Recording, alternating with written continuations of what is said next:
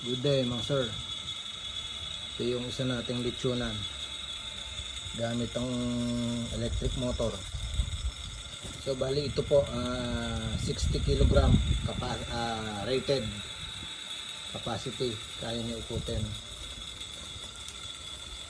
Ayan. Pero ulo lang ng baboy nililitsyon natin. Dalawang ulo ng baboy.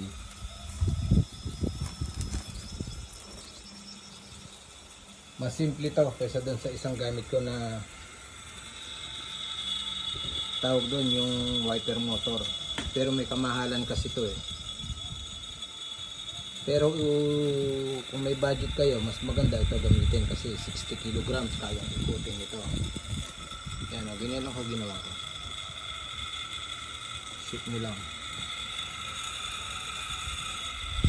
60 kg ang rated capacity nito, kayang itong ikutin. Kaya lang, dalawang ulo lang ng baboy ginamit, ninidchong ko.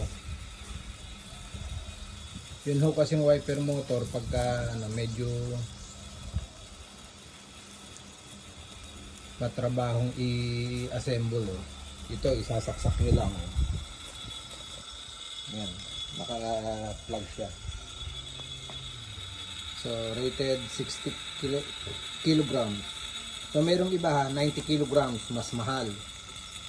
Meron namang 20 kg, mas mura. Ito 60 kg rated capacity na kaya niyang ikutin. Ayan, nililitsyo natin. Dalawang ulo ng baboy, isang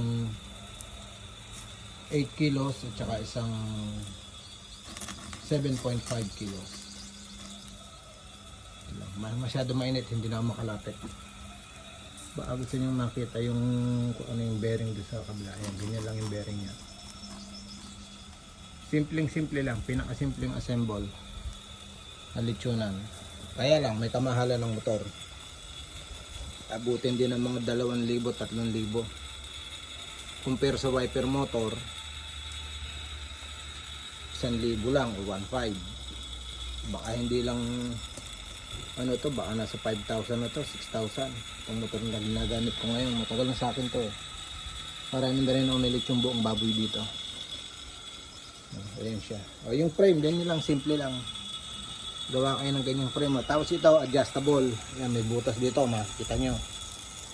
Adjustable ng height. Pwede nyo itaas, pwede nyo ibaba. O, share ko lang ulit mga sir, para lang makita nyo. Ay, nililitsyon natin dalawang ulo ng baboy gamit ang electric motor.